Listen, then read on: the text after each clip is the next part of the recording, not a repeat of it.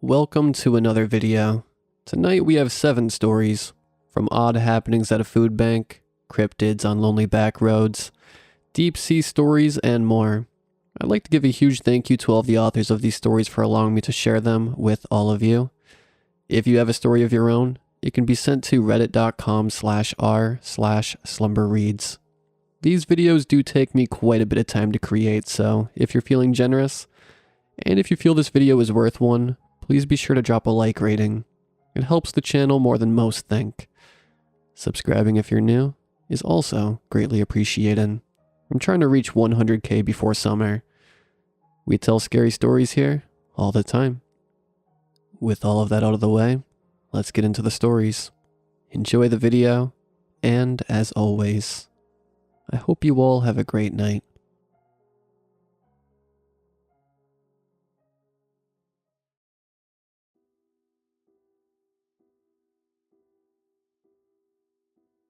A young woman stood in the doorway, hands cupped as though protecting a baby bird. She was waiting, it seemed, for an invitation. Hesitance like that is a common sight at the food bank. It's tough for people to ask for help, even when they really need it. It breaks my heart to see how many hang their heads trying to hide tears of shame when collecting a meager box of supplies to see them through. It's not their fault. The government should do more. Starting with knocking off all the poor people are lazy rhetoric. Especially now, but I digress. The girl was slim, gaunt even, and barely out of her teens. The faded yellow dress she wore hung off her bones, several sizes too big. I doubt it did much to keep her warm in the damp January air. She looked around for a bit, and I did my best to give her space, busying myself by taking inventory. Lots of folk get spooked if you're too keen, and often the courage it takes to walk through the door is brittle. I try to feign indifference as a kindness. After a minute or so of steady observation, she appeared in front of the table as I was stacking bags of pasta. I glanced up with a practiced smile. Her eyes had a strange, still quality that caught me off guard. I don't remember ever having been looked at like that before. So coolly. Or so thoroughly. Hiya. Suddenly my throat contracted and I sputtered, seized by a violent coughing fit. Sorry about that, I said, patting my chest. Can I help? The girl hadn't moved, hadn't blinked, her face impassive and inscrutable as a statue.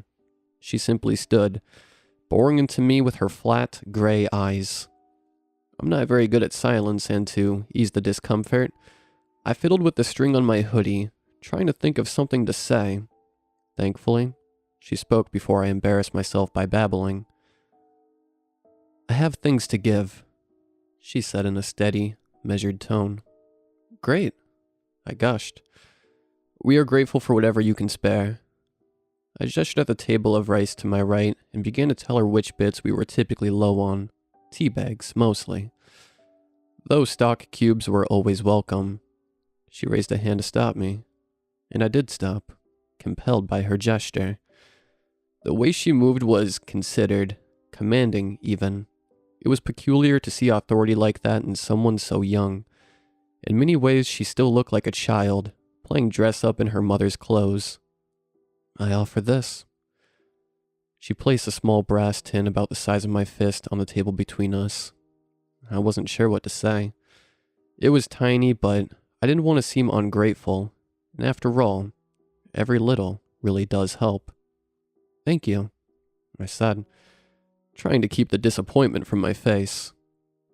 It is for everyone, she said, then turned away, walking back out into the cold, the flimsy cotton dress gently lapping at her calves. I regarded the tin with vague contempt. It looked like the ones old-fashioned pastils came in, and I highly doubted that would be any use to us. Still, not looking a gift horse in the mouth is good advice, and I resolved not to be so dismissive. Perhaps it would be something we could divide between a few boxes, or find a use for it in one of the trickier dietary bundles.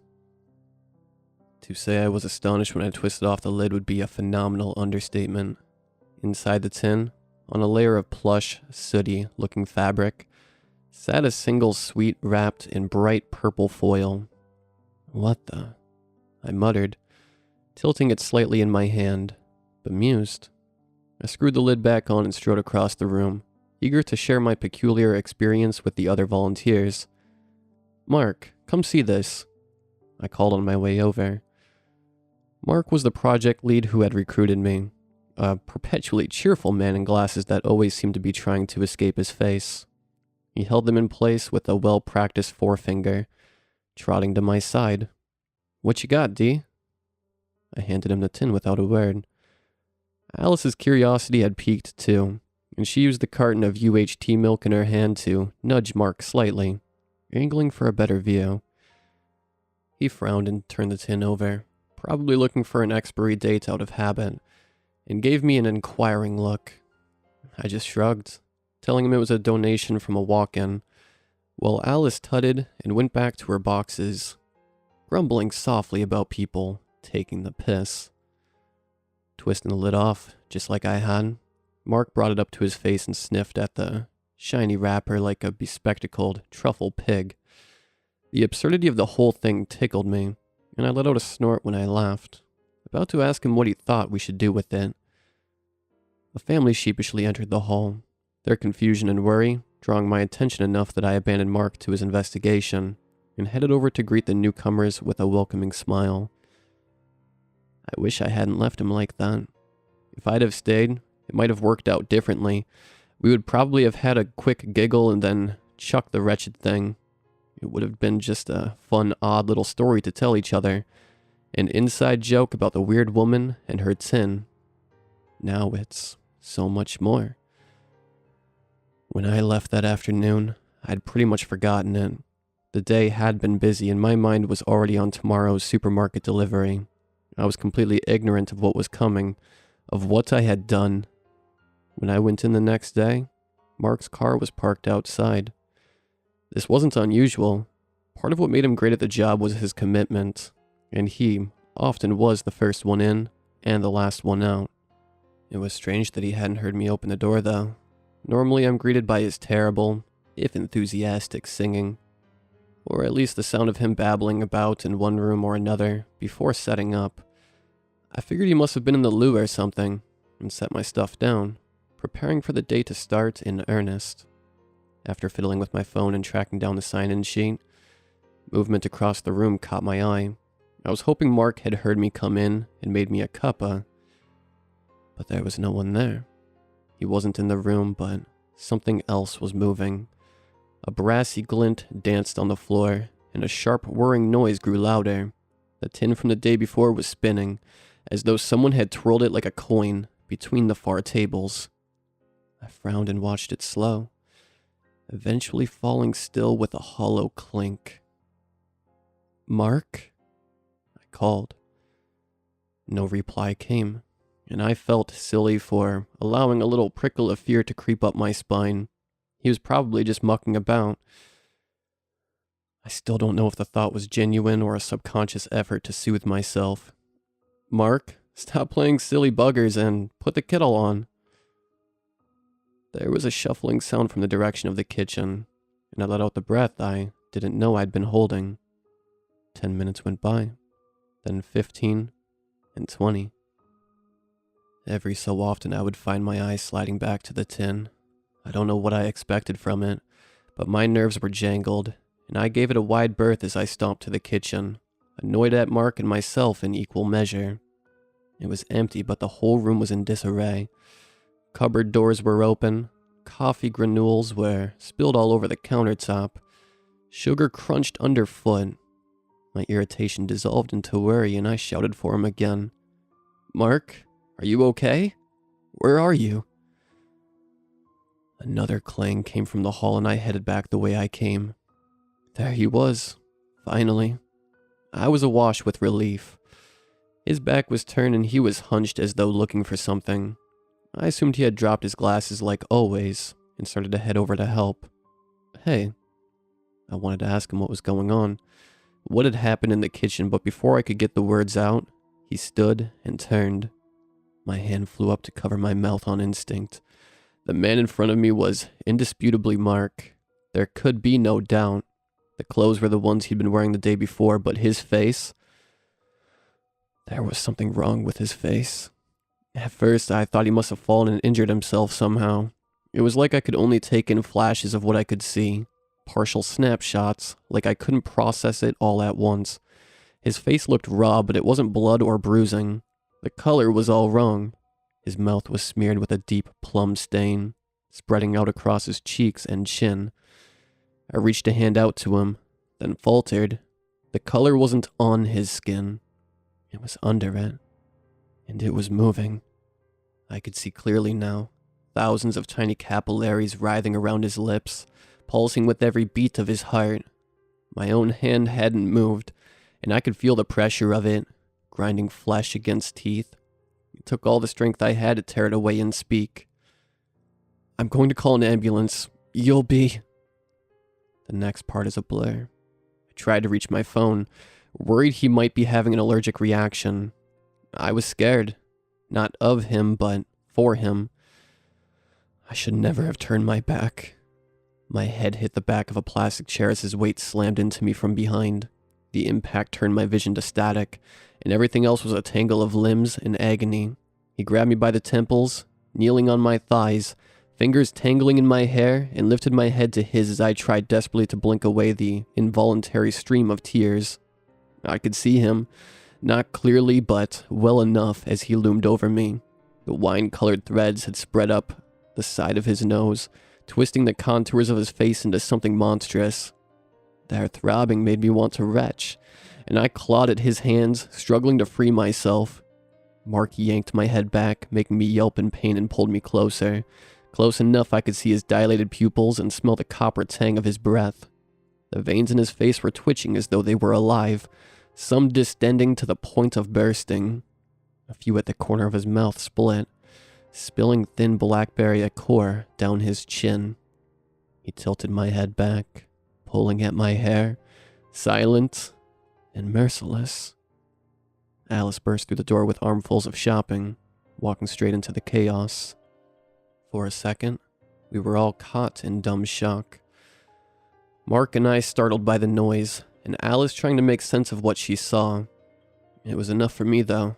Mark was distracted, and taking advantage, I grabbed the closest thing to hand, smashing it into his distorted mug with all the strength I could muster. The same revolting liquid that had erupted from his skin splattered all over me, and the floor behind, but I kept on hitting and screaming until Alice pulled us apart. For the first time, she got a good look at his face and gasped in horror as he lolled on his back, barely conscious. I just panted, clutching the can of value grapefruit segments to my chest. While Alice called the paramedics, I caught my breath. The adrenaline combined with the taste of his blood in my mouth made my stomach churn, and I heaved myself up into a more comfortable position in case I needed to be sick. As I shifted my weight, I felt something cold against the heel of my left hand, and I flinched. I knew what it was without looking. Mark was still lying prone, seeping dark fluid from his wounds, and Alice was here now. Help was coming. I was safe, but still something about this tiny object frightened me. I thought about throwing it across the room, one fierce lob to get the wretched thing away, but I couldn't risk Alice picking it up. I didn't want her anywhere near it. Hesitantly, I closed my fingers around it without braving a glimpse, only to snatch my head back in surprise. The lid was off, and spread out neatly on the velveteen lining was a square of bright purple foil. Something inside me knew Mark had opened it, even before I touched it, even before I noticed the embossing inside the foil. He had peeled it apart so perfectly there wasn't even the slightest tear. He had even smoothed the creases. The only imperfection left was the word at its center. The rest of the day is basically blank. I was taken to the hospital. That much I know. I have some vague memories of tired voices, warm hands, and the hem of a yellow dress, though mostly all I can recall is a muddle of noise and confusion. My injuries were superficial, barring a concussion, but they've kept me in for testing because the doctors don't know what's wrong with Mark. They did what they could, Alice said, but there is something very wrong. He's in a medically induced coma right now, and I can't help but hate myself for it. I did that. I hurt him. Not with the can, but when I left him with that tin, I handed him something evil and he was corrupted by it. It should have been me. When I woke up this afternoon, the nurse told me I'd had a visitor. I hadn't been expecting anyone and shrugged in response. "You're very lucky to have such nice friends," she said, pulling the lid from my gift to show me a single, perfectly wrapped orb. I forced a smile as she chattered cheerily about how expensive and fancy it looked. I didn't have the strength to argue, or explain, or even cry. I couldn't bring myself to tell her that if she were to look very closely at the gleaming purple wrapper, she would find a word etched lightly in the center. A single word. A name. She'd only have put it down to my head injury, I was certain. Hours have passed since then, and I'm mindlessly tracing the new thread veins blossoming on my cheeks with my nails, trying hard to ignore the sunlight reflecting off the brass beside me. It won't be long now. I just wanted you to know. Wanted someone to know. For Mark's sake. As well as mine. That we tried to be good people. He'd want me to reach as many as I can so you can keep yourselves safe. That's why I wrote this. So you can learn from our mistakes. Before it's too late. Learn from my mistake. Please. Refuse whatever the girl in the yellow dress offers you. The skinny girl I thought was strange but harmless. The one I worried for. The bundle of thin bones and thinner clothes. The one who gave a little but cost us so much. Do not take anything from her. I'm begging you. Her name is on the foil. Her name is flooding my veins. Her name is killing me slowly. Her name is pestilence.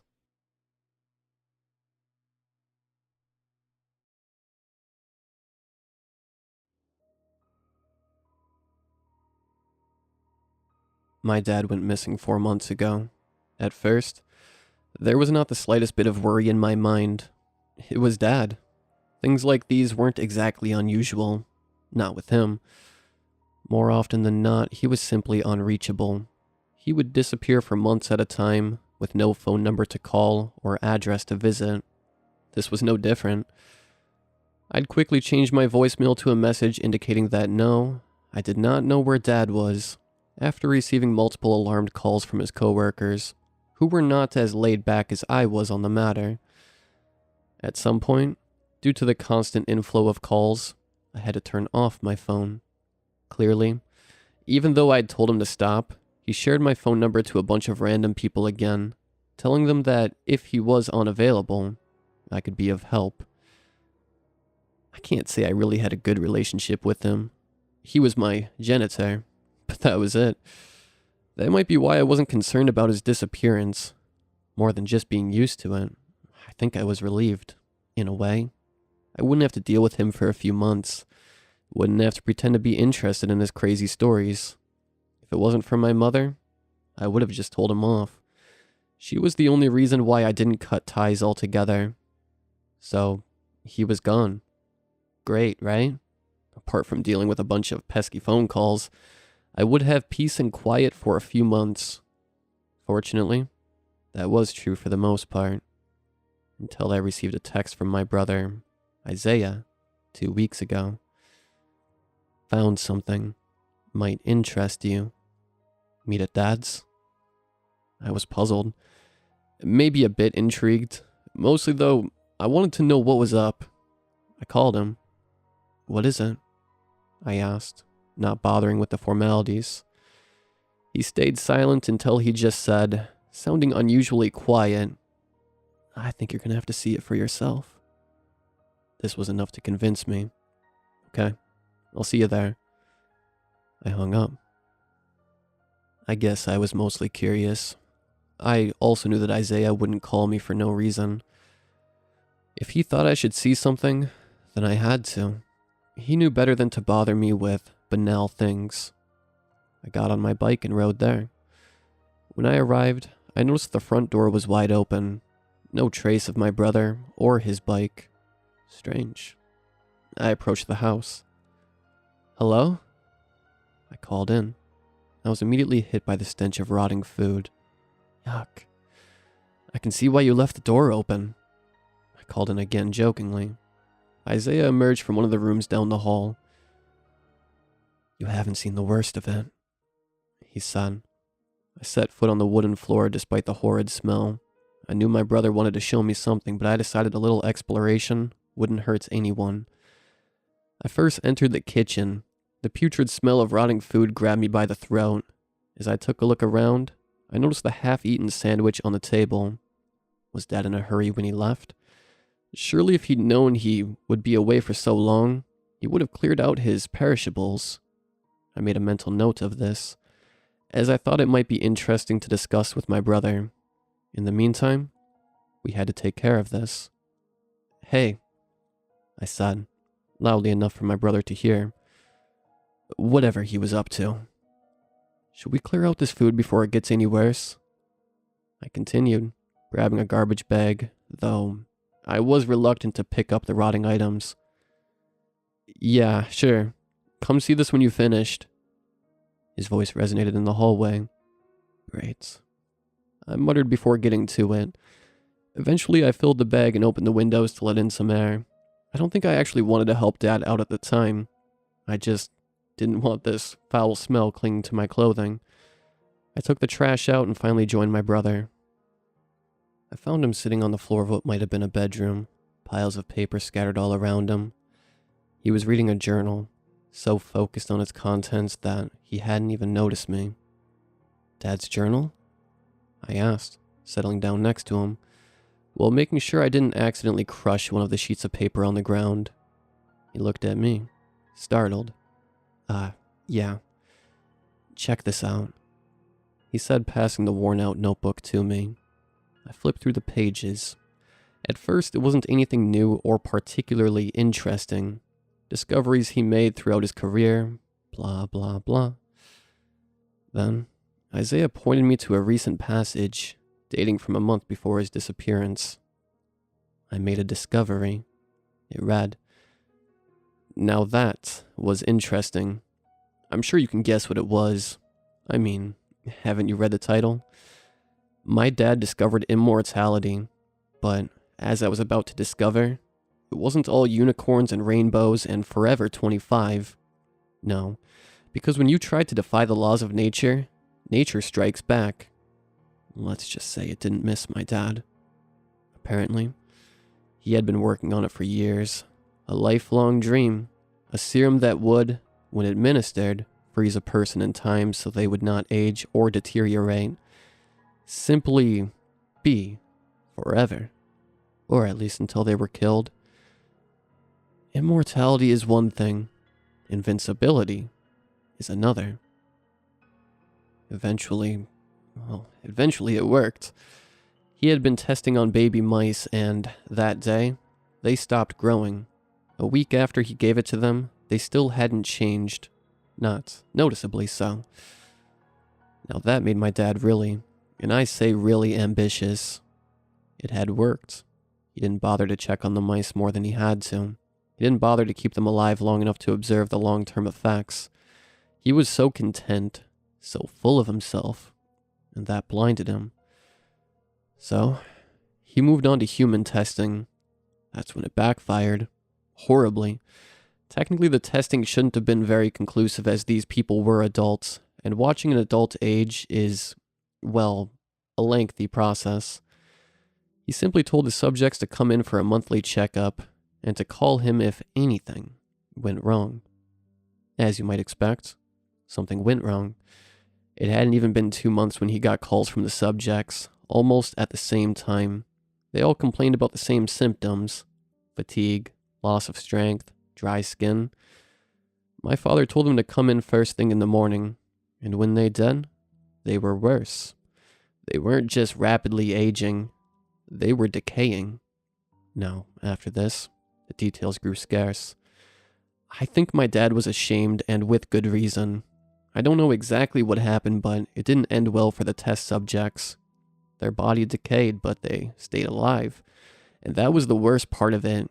Forced to suffer through their own demise. Can you imagine that? I guess in its own way the drug still worked. They simply couldn't die. Not from their own body, at least. My dad had to euthanize them. He couldn't let them go on like this. He gave them relief, but he felt horribly guilty for it. For everything, from his ambitious idea to his administering the serum without making sure it was safe. That very same guilt is the one that brings us to the events after my reading of the journal. I had read through it all, and I couldn't get rid of this sinking feeling in my throat. However much I tried to calm down, I felt sick. The foul smell of the house wasn't helping. I had to get out. It was like I was suffocating. And although I couldn't see Isaiah, I'm sure he felt the same. The fresh air helped me calm down a bit, but my chest felt heavy and I was tearing up. I clenched my fist tight enough to fight against every bone in my body screaming at me to run far, far away from this place. I had to go in. My head was spinning. I don't know if Isaiah was still in the house. I didn't see him and I sure wouldn't dare ask. I entered the building, walking decisively, hands still shaking. The realization that what I was smelling was not rotten food, although it had definitely contributed to the stench. I walked one foot after the other, and finally, I reached the last door on the right. I put my hand on the doorknob, hoping to God that I was wrong, and that what I'd read wasn't true. But I knew it was. I gently opened the door. All the tension in my body suddenly dropped as I laid my eyes upon the horrid scene. My brain simply observed the decaying body in front of me, almost uninterestedly. My dad, or rather, what was left of him was laying there, as if he'd waited for the serum to take effect and hadn't moved since, waiting for his demise, but one that would surely never come. I called for Isaiah. He didn't answer. I didn't want to spend one more minute in this house, so I can understand his leaving. I did what I had to do. The only thing I could do, really. I burned the house. I certainly wasn't about to carry his carcass outside. I knew he was still alive, but I hope he doesn't blame me, wherever he is. Maybe he felt some sort of relief. I ended his suffering, after all. Isaiah joined me soon after I set fire to the house. I don't know where he went, and I didn't ask. We simply watched as the blaze grew, and I ended up calling the fire department when I was sure there was no way of retrieving anything inside. As I'm writing this, it's the night after his memorial service. We told everyone the same thing. We were concerned and decided to pay him a visit, and we found the house on fire. Do you know how exhausting lying is? Having to repeat the same fabricated tale, never to make the truth known. I think that's what prompted me to write this on Reddit. I had to tell someone. So, thank you. Really. I feel much better now. It has barely been 2 weeks since the incident, but I think I can put it behind me. Or at least, not think about it all the time. Thank you.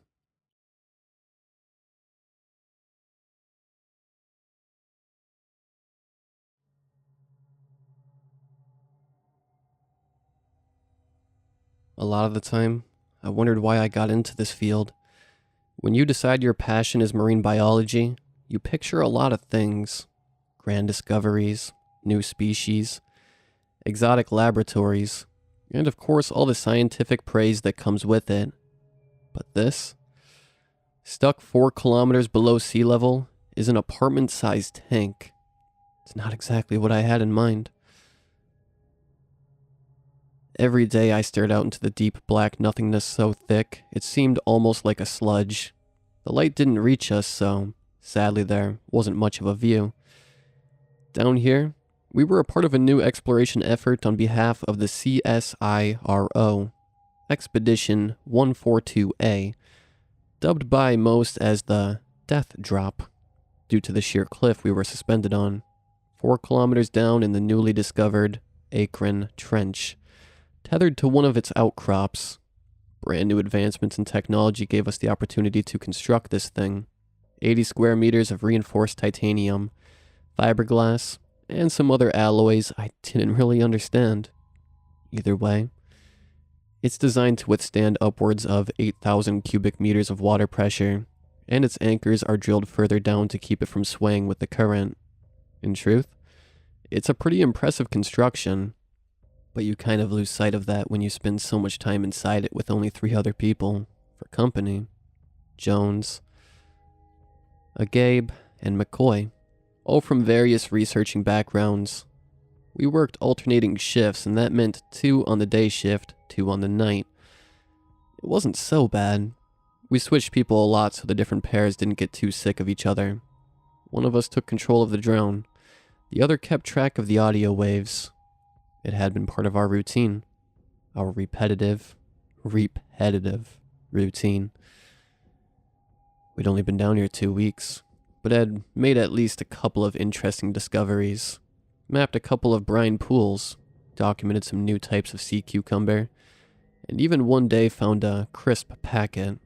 Sadly, only McCoy was surprised. The highlights of our time were when our roving spotlights pick up a squid or other cephalopod. Not discoveries in themselves, but decent gaps in the monotony. We made it work either way. With all that being said, I'll never forget that moment. It was a split second of sheer terror that shattered the mired tranquility we had achieved. See, as well as our drone and seismic monitors, we had our radio consistently on so that no communications were unheard. This is one we didn't miss. It crackled, as it usually did, before a voice was heard. "What are you?" Everyone on duty practically recoiled in their chair as McCoy bolted into the crew quarters to wake Jones and Gabe. I bolted towards the comms desk and gripped the microphone, scrambling clumsily to get my headphones on. I glanced towards the crew quarters door to see Gabe, McCoy, and Jones stumbling into the room with enraptured looks on their faces. Following protocol, I spoke into the mouthpiece. "This is CSIRO, Research Station, Akron 1. Please repeat, over." A deafening silence accompanied by the faint radio crackle followed. In reality, it probably only lasted 20 seconds, but it felt like an eternity. Akron. "Affirmative. This is CSIRO, Research Station Akron 1. Please identify yourself. Over." Another silence settled upon the room before Gabe cried out. Observing that in our rush to respond to the signal, we had left the drone unmanned. McCoy ran over, taking the controls and attempting to force it back to base, but was greeted by one error: camera feed inoperative. We were terrified. These cameras were designed to withstand incredible pressure and exertion, and were capable of retaining transmission for distances up to an extra kilometer in any direction. What could possibly have thrown it off? We toiled for hours trying to get the feedback on, and running the base's external scanners through the ringer, if only to get a visual on what was going on. The scanners picked up what they always did: microscopic life readings and pitch blackness. It was then that we heard the sound we never should, not in a million years. A knock at the door. 3 loud thumps upon the base's cold metal exterior. We all jumped, stunned by the impossible sound, glancing at one another as if to ask, who's going to answer first? Finally, I got up and slowly walked down the corridor towards the exit.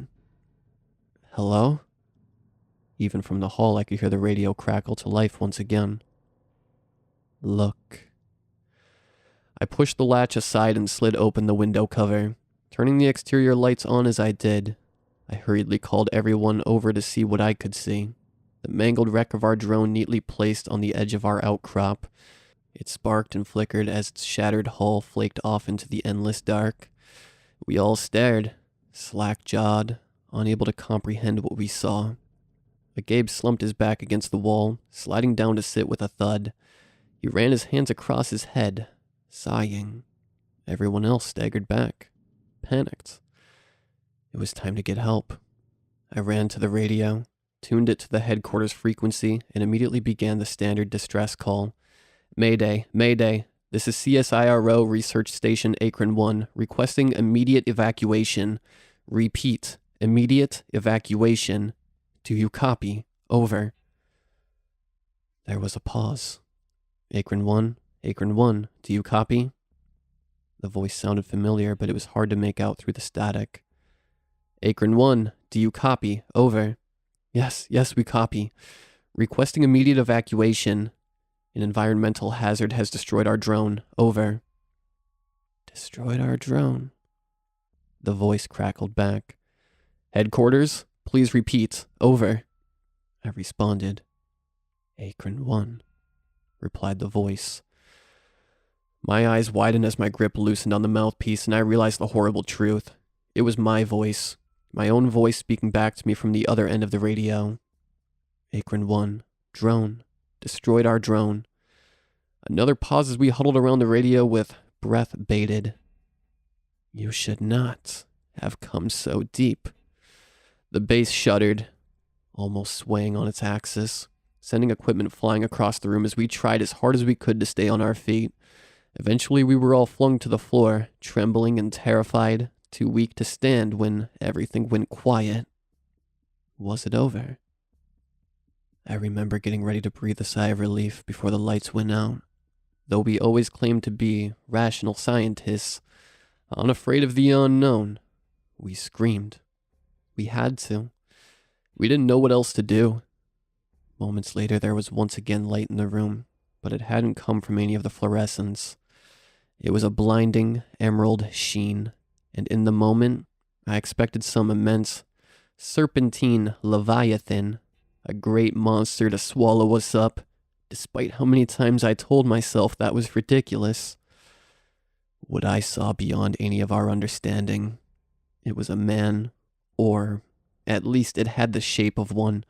It must have been hundreds of meters tall, as it seemed to stand quite comfortably in the depths beyond the outcrop, with only its head and shoulders visible. It was mostly translucent and had no apparent texture to its skin.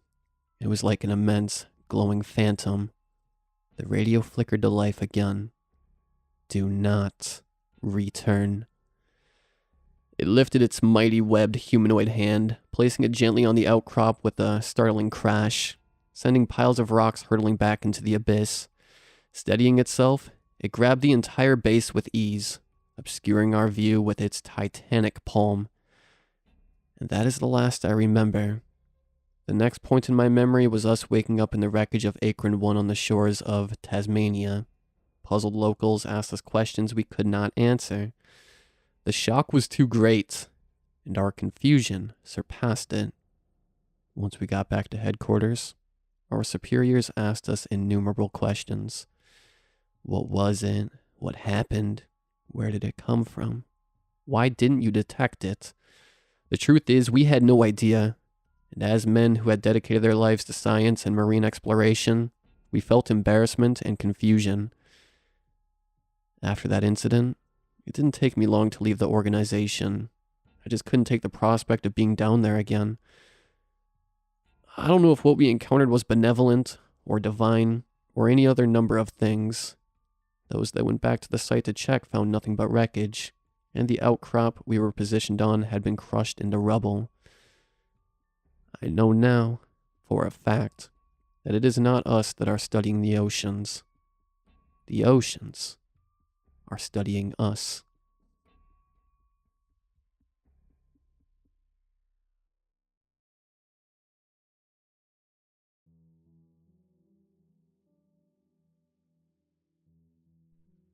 When I was little, I had an imaginary friend, as most lonely little girls do. She lived in the wall of my bedroom, but said she lived in Paris. She was always nice to me. She comforted me when I was sad and gave me advice when I was having boy trouble. She would always tell me about Paris and how great everything was there, and how, one day, I could come visit. for being from Paris. She spoke English very well. She went by Adler, but I called her Addie. We were best friends. I would even carve Jody plus Adler into trees and things, which made me a bit of an outcast at school. I would constantly bother my parents about going to Paris so I could visit Addie.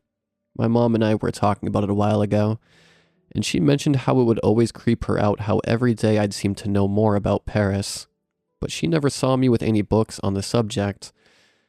It was also definitely not in any class I took in 2nd grade in Manitoba.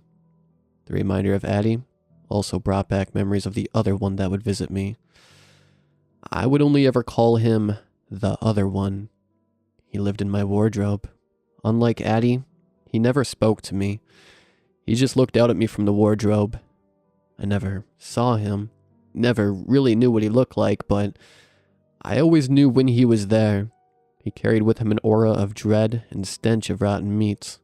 Whenever he appeared, the world felt like static and I couldn't move. Addie saw him too, on her side of the wall. We were both completely terrified of him, but having each other made it easier.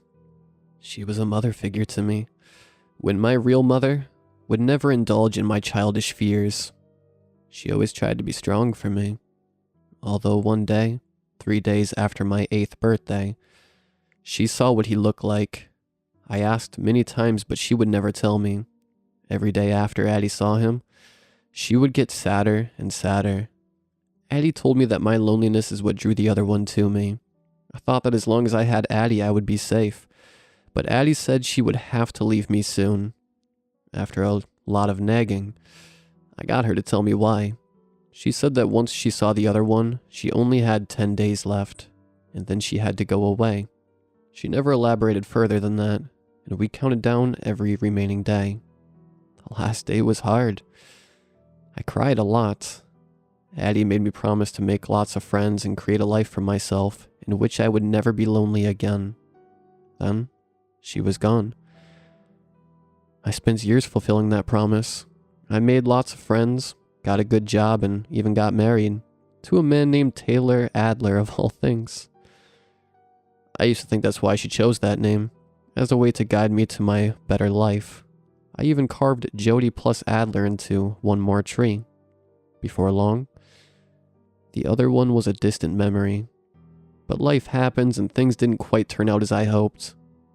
Taylor was killed in a car accident. I lost all my friends in the ensuing grief and depression. Then the other one came back. I had convinced myself he was just a fantasy, but he was back anyway. So I had one more breadcrumb to follow from Addie, and that was Paris. I moved into a cute 1-bedroom, and I was ready to start my whole new life. It was just as beautiful as Addie always said. I was convinced this was my only chance to escape, but a few days later, I heard a voice in my wall. Only it wasn't Addie. It was a scared little girl named Jody. She asked my name, and in a panic, I skipped my first name and blurted out, Adler. It didn't take long for me to figure it out. Wrapping my head around it is another story, and something I still haven't done. But I figured it out. Once I did, I made it my mission to do everything I could to comfort her, to be there for her. I couldn't imagine how dark my life would have been without Addie. So I became the best Addie I could be. In a weird way, it helped my life feel a bit less gray, too. Everything was going pretty well. But then it was our birthday. Her 8th birthday. I knew it was coming, but it snuck up on me anyways. That was 3 days ago. That's why I'm writing this all out now. Because today, I meet my boogeyman. Today is the day I finally find out what the other one looks like. More importantly, today is the day my countdown starts. And I'm pretty sure I figured out what happens after that.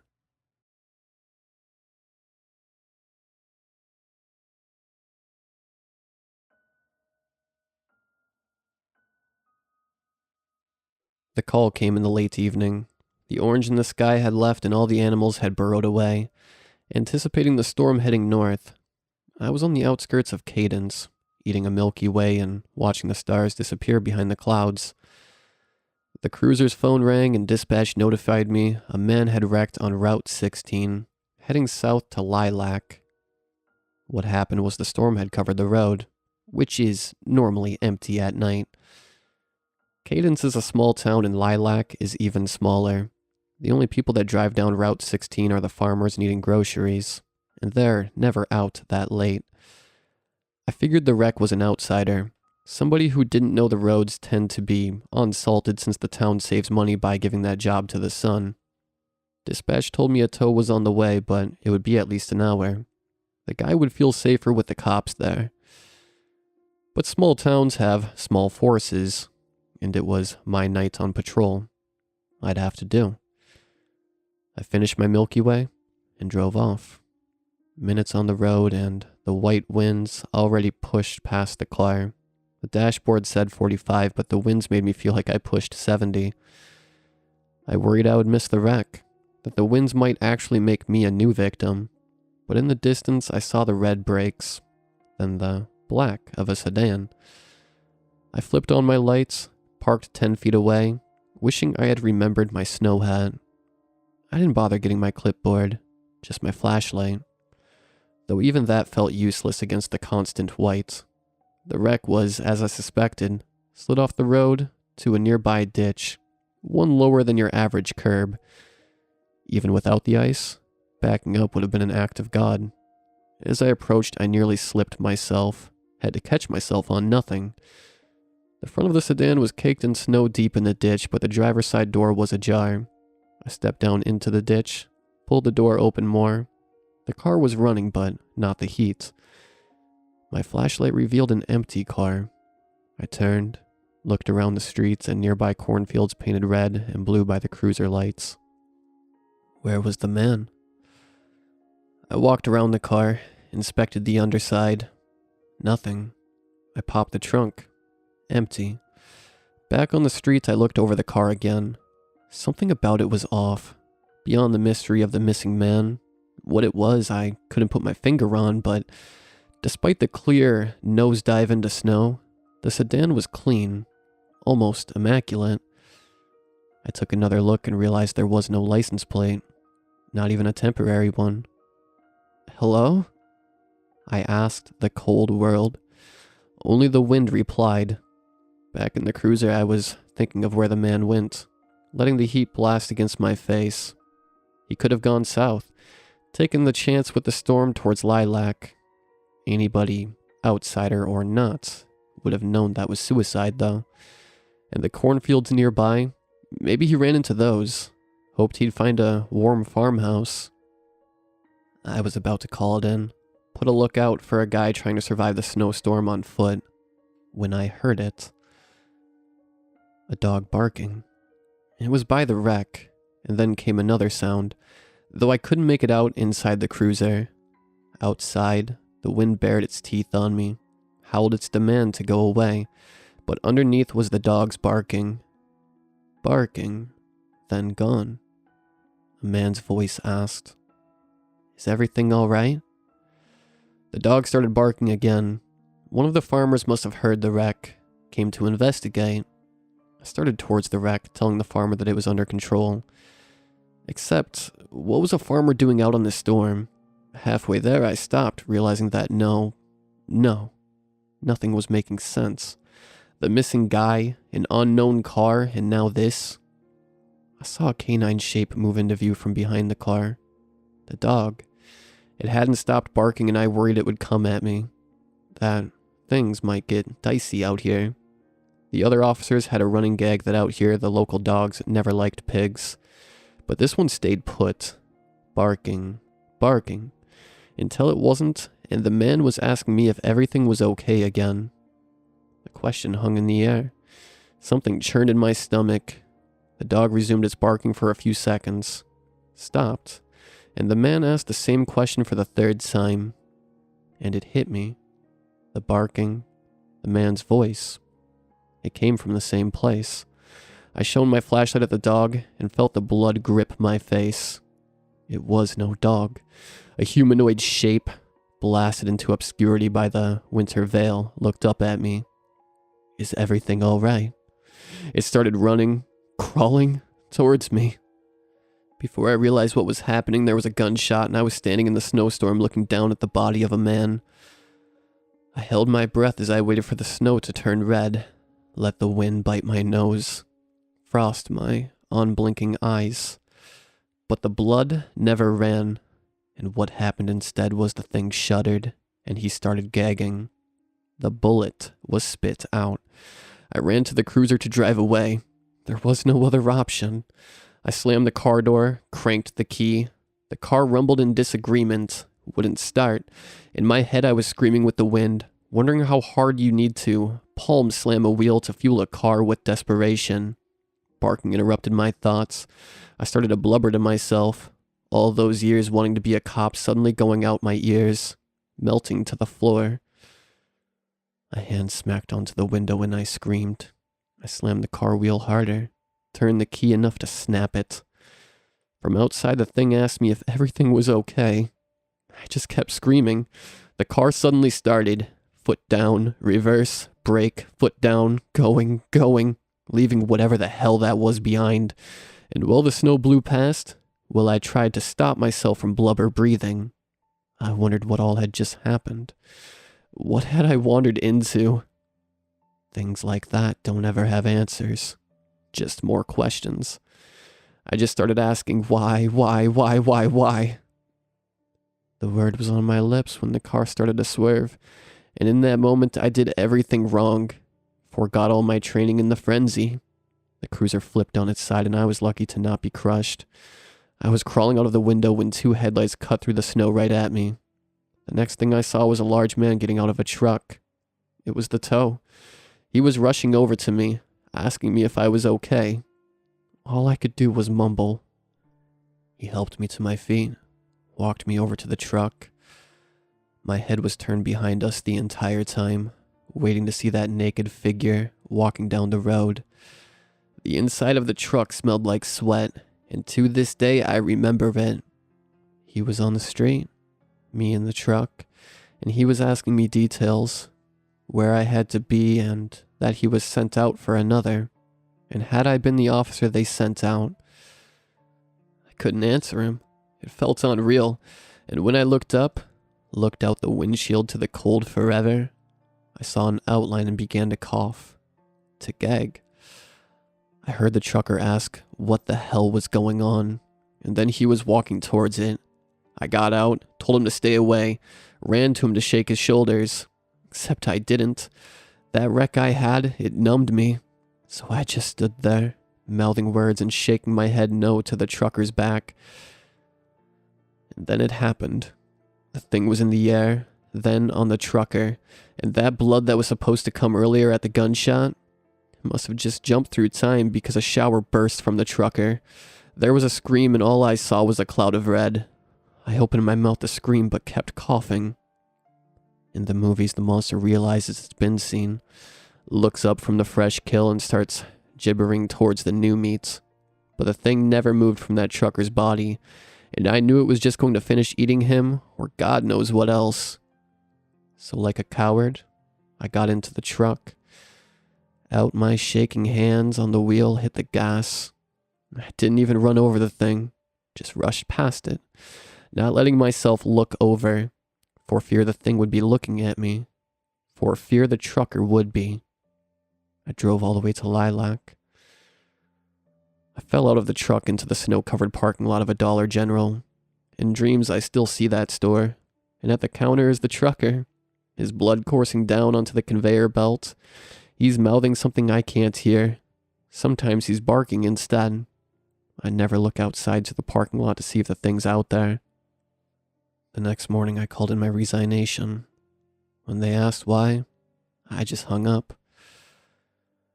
A friend in the force told me that they eventually went out to search for the trucker.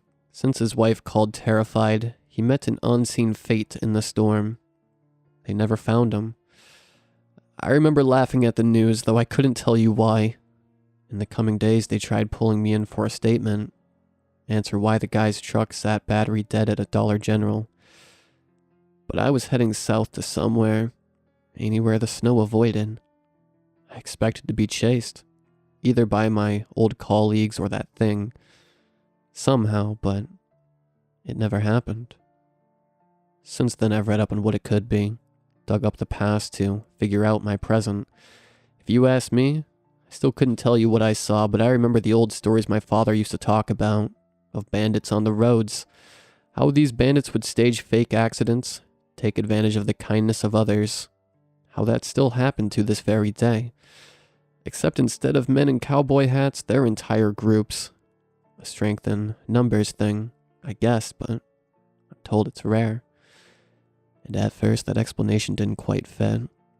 But the world's a strange place, and if caterpillars can look like snakes, well, maybe something watched from the shadows when people used those fake accidents, watched people get killed for being too trusting, scrounged up the looted bodies left behind.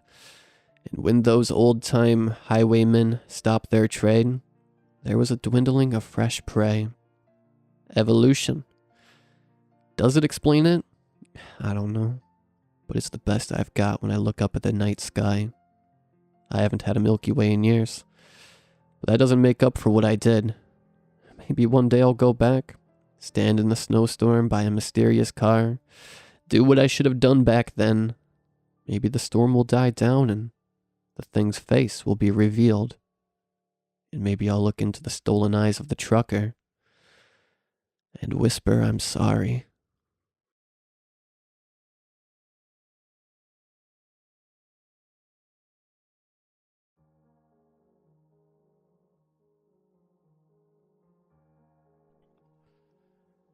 This experience has haunted me for 10 years.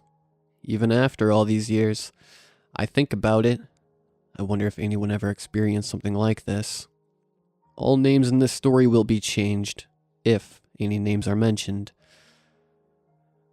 When I was 18, I had to live with my estranged mother for a while. My parents divorced when I was in 5th grade and I wasn't forced to have visitations or any of that, as she was abusive, and the court awarded her no rights to me. My father was injured, out of work, and couldn't care for even himself barely, and I couldn't for the life of me find a job, so I couldn't survive on my own. I made the hard decision to call her and ask for her help. Looking back now, I should have called another family member. Maybe then I wouldn't be haunted by this experience. My mother didn't have her own home. She basically couch surfed at her friends' places. Whenever I arrived, she informed me we'd be moving in with a friend of hers who has an extra room for us to stay in. The town they lived in, no, it wasn't even a town. This village was so small. There wasn't even a grocery store, just a gas station. You had to go to the next town over to get your groceries. As soon as we entered the limits of this place, my chest felt heavy. All the buildings that lay abandoned, out of use, were very old. As we pulled down the street, the feeling only got worse. By the time we pulled into the driveway and I stared at the house, I felt nauseous. I stared at this old house, a weird, heavy feeling on my shoulders. I did not want to go in there. Did I really have to live there? Come on, hun, let's go in and you can meet everyone. Okay, I said, still dreading having to go into this place. My mother's friend greeted me with a smile. She was nice enough. After some small talk, she asked if I wanted a tour of the house. My mother answered for me, accepting the offer. The living room was quite bare, merely a sofa, coffee table, a small TV, and a few books scattered on a bookshelf. Normal enough, right? We went to the dining room, which was completely bare. No table, nothing. We don't use this area, really. We have a table right in the kitchen. Weird. Why wouldn't you just put your table in the dining room? Why leave this room empty? The more I saw of the house, the more it was clear. This house was really old. The bathroom was placed between her and her husband's bedroom, and their son's room, which connected through 2 doors. So we had to go through her teenage son's room all times of the day to go to the restroom. Yeah, that's not awkward. The bedroom that my mother and I would share was very small. The weirdest part was the layout. She explained that this house is very old, and that back then, children would have their rooms upstairs sometimes. So this room was made specifically to fit small children. The steps leading up to this bedroom were so small. You had to sidestep all the way up, or be careful and hold the hand railing. Once up there, I felt as if I was being watched. I noticed a door across the room. What does that door lead to? I asked cautiously. Oh, we never use it. When we moved in, the door was jammed. We couldn't get it open, so we just leave it be. Are you kidding me? Did I just walk into a frickin' horror movie? I have to live here? Let's go down and see the kitchen, and then we'll help you move your things to the bedroom. Sound good? The woman said, guiding us back down the stairs. We stepped down into the kitchen and my nausea turned to straight fear. All I could hear was my own heartbeat, pounding in my ears. I felt sick. I wanted to get out of this room, immediately. I couldn't even hear what the woman was saying. I could see her mouth moving, but everything around me was deafened by my frantic heartbeat. Hey, hun, you okay? She said, placing a hand on my shoulder. I snapped out of it when she touched me, able to hear again. Yeah, is the tour done? Almost. All that's left is the basement, where you guys can do your laundry. She walked over to this giant door on the floor and pulled it up. Oh, hell no. Are these people serious? As soon as that door opened, I felt like I was about to piss myself. The overwhelming feeling of fear took over me. I started shaking. I involuntarily screamed, and they both looked at me in concern. Honey, what's wrong? My mother said. Are you okay? Her friend said right after. Shut the door. Shut it. Shut it. I screamed backing towards the back door, about to run out. The woman was quiet for a moment, but then started to laugh at me. Oh my, is your daughter sensitive to the paranormal or something? She asked my mother. Well, as a child, she did mention seeing things. Which is true. When I was 6, my friend's father had a 3-year-old daughter who died of pneumonia. I saw her spirit until the day of the funeral. After they put her in the ground, I never saw her again, but I felt the presence anytime we went to their house. When I was 10, we moved homes in for a while. I saw the spirit of an elderly man at night when everyone had gone to sleep. Those spirits never filled me with any fear. I had never felt fear like I had felt in that moment when she opened that door. It felt as if she had opened the door to hell itself.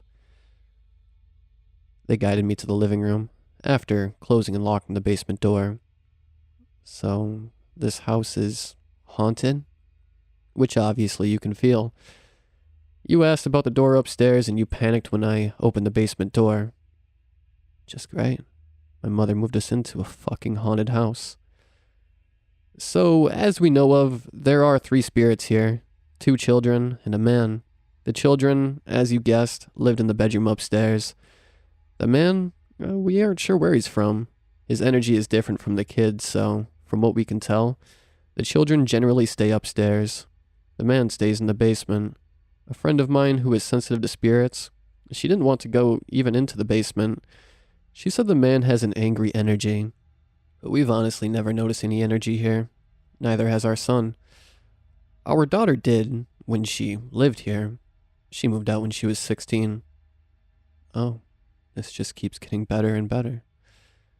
The children are very kind though, apparently. Playful. You have no reason to fear them. And if you are uncomfortable to go into the basement, that's no problem. Me and your mom will help you do the laundry. Don't feel bad. My daughter, who is your age, she refused to go into the basement too. It terrified her. Is that supposed to make me feel better, lady? I was not looking forward to living in this house, but I had no choice. I chose to ask my mother for help, so I couldn't back out now. We moved our stuff in, and the first night came and passed without incident. I kept a routine of only being in the kitchen during the daytime, and only if someone else was in there with me. We brought our mother's dog, once we had everything moved in upstairs. Even the dog hated being in the kitchen. He constantly hid upstairs, but he was a good dog. If I went to the living room, he would accompany me. That dog is the only thing that helped me survive that place, honestly. It took 2 months to truly experience anything, besides feeling like I was being watched, but once I did, everything seemed to slowly keep increasing. I was having one of my daily phone calls with my father. Our conversation was normal. Me asking if he found a job yet, asking how he was feeling, etc. All of a sudden, the phone went silent, in the middle of him speaking. "Dad?" I said, thinking the phone signal was weak and just cutting in and out. All of a sudden, there was the sound of static, before an ear-piercing scream rang out of the cell phone. I pulled the phone away, looking at it. My screen was black, and there were still screams coming out of it. Children's screams.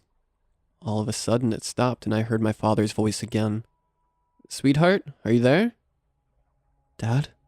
"What's wrong, sweetie? Why did you get quiet?" "Dad, did you hear it?" "Hear what? You suddenly got quiet." "You didn't hear the screams?" I whispered into the phone. "Screams? Are you okay? Where are you staying at?" "Dad, I'll call you back," I said, tears filling in my eyes. I hung up on him before he could say anything else. I walked across the room and sat on my bed beside that locked door. I took a deep breath, gathering my courage. "If you can hear me," I began, "you don't have to scream at me to get my attention. I'm here. I'm listening. Just talk to me like normal. I'm not afraid of you two." I sat for a long time, waiting, but nothing happened. A month later, winter had come. Blankets of snow covered the ground outside. Late one night, my mother's dog whined and scratched at the door, begging to go out. Okay. Let me get my coat on and we'll go out." I gathered everything I needed. My coat, hat, gloves, and a flashlight. The old road had no streetlights, so I couldn't see well enough just by moonlight. I walked him all around the yard, waiting patiently for him to relieve himself. Suddenly, the flashlight started to flicker. I tapped it against my other hand, thinking the batteries were going out. All at once, it shut off. I panicked, trying to grab the dog and run back to the front door. When I looked at the house, I froze. I had left the living room light on, yet it was now off. I was in total darkness. I ran to the front door with the dog at my side. I tried to open the door, which I had left unlocked, to find it would not budge. I pounded my fist against it. "Let me in. I'm outside. Let me in." There was no response. The woman and her husband should have been able to hear me. Their bedroom was right beside the living room and front door. I was crying. I was afraid. It was dark outside. I could barely see under just the glow of the moonlight. I felt like someone was watching me. As I kept pounding on the door, trying to get someone's attention, the dog started to growl. He was staring down the steps, snarling, backing up into my legs. Panicked, I looked around, trying to see what he was seeing. Was it a raccoon or some other kind of animal? What I saw was much worse. I looked down at the small window near the snowy ground, a window to the basement. I saw two glowing eyes, burning red. I started sobbing. I curled up on the steps, covering my eyes, and the dog clung to my side, growling still. Suddenly, I heard the door open. "Honey, what are you doing? You'll freeze out here." My mother's friend stood there, looking down at me with concern. "Hurry, come inside." The dog ran in first, but looked back at me, waiting for me to follow. I rushed inside and ran to the couch. "Honey, why were you just sitting on the steps like that?" I was sobbing loudly, and couldn't control the volume of my voice. "Why didn't you let me in?" I wailed. "Honey, what are you talking about?" "I was screaming and knocking on the door. You didn't let me in." She stared at me, confused and shocked. "Sweetie, I didn't hear you. The front door was unlocked." I stared at her, tears still rolling down my cheeks. No, it wasn't. I went outside with the dog, and when I went back to the door, it was locked, and all the lights were off. She looked at me silently. "Sweetheart, I promise you the door was unlocked. I got up to use the restroom and I heard the TV on. I got up to turn it off as it was just static. And then I noticed that your phone was still on the table. So then I came to the door and noticed your shoes were missing." I stared at her, dumbfounded. She didn't hear me screaming and beating on the front door? How? Then I mentioned the basement. "Someone's in the basement." I told her. "Someone's down there. I saw their eyes." She tried comforting me. calming me down. "Let's get you to bed, hun. It's cold outside. Maybe you just got scared in the dark and thought you saw something." Weeks passed without incident again. But finally I reached my breaking point after my final encounter in the house. I kept staying over at a friend's place, doing everything I could to be at that house as little as possible, but I couldn't stay away forever. One night, my mother and I came back late in the evening with some food we picked up in a drive-thru in the nearby town. My mother was exhausted and went to go take a shower. I was left alone in the kitchen to eat, because I was not allowed to eat upstairs in our bedroom.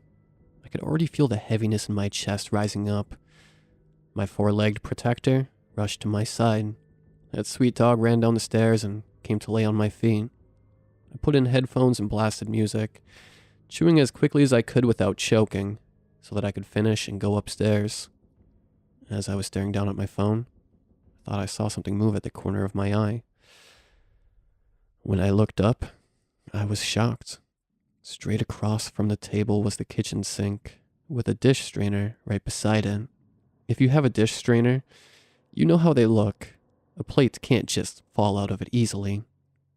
No one to this day believes me, but I know what I saw. Right in front of me, I watched a plate very slowly lift up out of the strainer. It moved slowly until it was at the side of the counter. Then it dropped down, crashing to the floor. The dog jumped and barked at it, and everyone came rushing in at the sound of the plate breaking. "What happened?" Their voices echoed. I pointed at the strainer, then the floor. I didn't do it," was all I could say. They looked between each other, looking as if they didn't believe me. "It's okay, honey. You're not in trouble." "No, I'm serious. I've been sitting here the whole time. I didn't do it. It lifted up and then just dropped." They exchanged more glances at each other. "Okay, honey." "I didn't do it. Look, I'm using a paper plate." I was interrupted by them looking behind me. "Did you go down to the basement?" "What?" I turned slowly. The basement door was wide open and the light was on. I jumped up from the table and backed away. Where I had been sitting, my back was to the basement door. I didn't care if they believed me. Now I understood. The plate. It was the children. They were trying to get my attention. I had headphones on so I couldn't hear anything. They were telling me to get out of the kitchen, to not be alone in there. So I listened. I never was alone in the kitchen again. But it only got worse from there. Every time I walked around that house, I felt like I was being watched by angry, hate-filled eyes. Finally, I was pushed over the edge. The last night I spent in that house, I was very ill. I had come down with a terrible cold. I slept for almost 2 days straight, only waking up when my mother came home from work and forced me to drink some soup or water. I could barely stand on my own. It was almost 3 a.m. I know what you're thinking. Yeah, 3 a.m. Worst timing. I had the overwhelming urge to use the restroom, so I quietly but quickly made my way to the staircase, trying not to wake my mother, as I knew she had to work in the morning. Usually the dog followed me everywhere, especially to the bathroom. Not this time. This time, he refused. I kept trying to get him to follow me down. He sat at the top of the stairs, whining, almost begging me not to go down there. The urge to use the toilet was too strong, so I took off quickly on my own. I had forgotten to grab a flashlight or something to help me see in the darkness. I knew my way by now, but I still should have brought a source of light. It was pitch black in the house. I finished and quietly felt my way through the dark to find the staircase. I knew I was close, as I left a nightlight on at the top of the stairs, where the dog was still waiting, whining. He began to whine really loudly. Before I could call his name, trying to soothe him, something grabbed the back of my shirt and pulled hard. Out of pure instinct, I gripped the railing tightly. The dog yelped, his tail tucked between his legs, shaking and scratching at the top of the steps. His eyes told me he wanted to help me, but he was so scared to come down. The tears welled up in my eyes as I finally gave up on trying to be quiet. I screamed. I screamed as long as I could, as the force pulling me had not loosened its grip at all. I strained, trying to pull forward and climb up the stairs. I was crying, begging for help, and no one was waking up. I closed my eyes, gripping the railing, refusing to let go. Suddenly felt the front of my shirt being pulled as well. I looked up. No one was there. No one was pulling me forward, except someone was. You could see my shirt was being pulled. The dog continued to whine and yelp at me. Still crying, I whispered, "Please help me." I felt the grip on the front of me get stronger, pulling me forward, helping me climb up the staircase. The grip on my back slowly released. Once I got to the top of the staircase, I crawled across the bedroom floor, sobbing loudly. Finally, my mother shot up in bed. "What happened? What's wrong?" Through the tears, I told her what happened. As lights around the house came on, everyone in the house could now suddenly hear my sobs. I asked them all why no one could hear me crying before. They were all confused, saying they hadn't heard a thing. It was as if they had been deafened, or as if I had been trapped in this bubble where no sound could escape. But I remember hearing my screams, and hearing the dog too. How could no one hear us? I told them everything, explaining as best I could. The husband went into the kitchen looking around. He came up the stairs and whispered in his wife's ear. No one's in the house, but the basement door was open. That moment, I turned to my mother. I can't stay here anymore. I'm going to go stay with a friend of mine until you find us somewhere else to stay. I refuse to stay here for one more night. The couple who owned the house were staring at me, apologetic. Honey, we're so sorry. We didn't know this would happen. I mean, our daughter had some things, but she was up here by herself. So we figured since you were up here with your mother, that... What? That whatever monster is living in the basement wouldn't come after me? Whatever is down there is evil. It's bad. It wants to hurt me. I thought the children would protect you enough, the woman said, almost a whisper. You knew there's something bad here that hates young girls, obviously, and you still let me stay here, in danger? He's never bothered me, my husband, or my son even. He only ever scared our daughter, so we thought maybe it was just her. We had no idea that I would be attacked.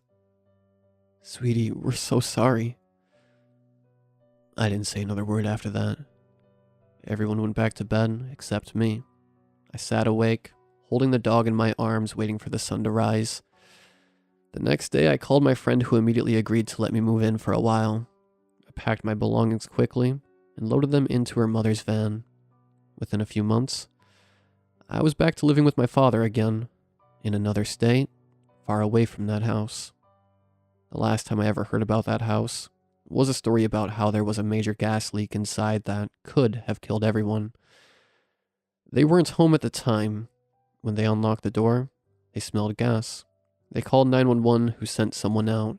After inspection, they found that all the gas lines in the basement had been cut. Not leaked, not loosened. Cut. Intentionally. There was no sign of a break-in, so the police couldn't do anything about it. I knew. That family knew. That house is not fit to be lived in. I hope that no one else with children will ever live there. It'd be better if the whole house was demolished altogether. I'm thankful that I got out there before I was seriously harmed. What would have happened to me had I gone into that basement?